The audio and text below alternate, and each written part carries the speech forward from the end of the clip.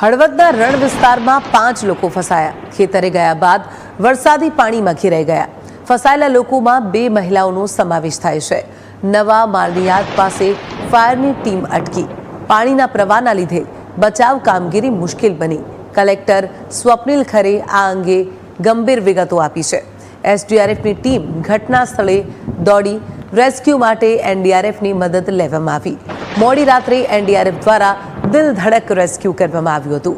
પાણીના વિકટ વહેણમાં એનડીઆરએફનું ઓપરેશન। હળવદ તાલુકાના માલણિયાદ ગામમાં હાલ 5 થી 7 જેટલા લોકો ફસાયા છે। એ જેમ ધ્યાન ઉપર આવ્યા તરત આપણે એસડીઆરએફની ટીમ ત્યાં મોકલી હતી। એસડીઆરએફ ટીમ ત્યાં લગભગ 6-6:30 વાગે પહોંચી ગઈ હતી, પરંતુ પાણીનું પ્રવાહ વધારે હોવાના કારણે એમની કામગીરીમાં એમને સક્સેસ મળ્યું નહોતું। ત્યારબાદ એસસીઓસીને જાણ કરતાં એસસીઓસીથી તરત એનડીઆરએફ કચ્છને ડિપ્લોય કરવામાં આવી। એ લોકો પણ તરત ત્યાંથી રવાના થયા। અત્યારે એ લોકો જસ્ટ ત્યાં પહોંચવા ઉપર છે। એનડીઆરએફની ટીમ, એસડીઆરએફની ટીમ અને અમારી ફાયરની અને લોકલ જે વહીવટીતંત્રની ટીમો છે એ ત્યાં જ છે। એસડીએમ, ટીડીઓ હાલ ત્યાં જ બધા સ્ટેશન છે।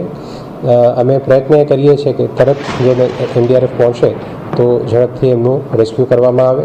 સાથે સાથ જો કોઈ સંજોગોમાં આજે જે કલાકો રહ્યા છે એમાં સક્સેસફુલી રેસ્ક્યુ ન થઈ શકે તો સવારે એરલિફ્ટિંગ માટે પણ અમારું કોઓર્ડિનેશન થઈ ગયેલું છે અને લાસ્ટ રિઝોર્ટ તરીકે એ પણ ઓપ્શન આપણી પાસે ઉપલબ્ધ છે।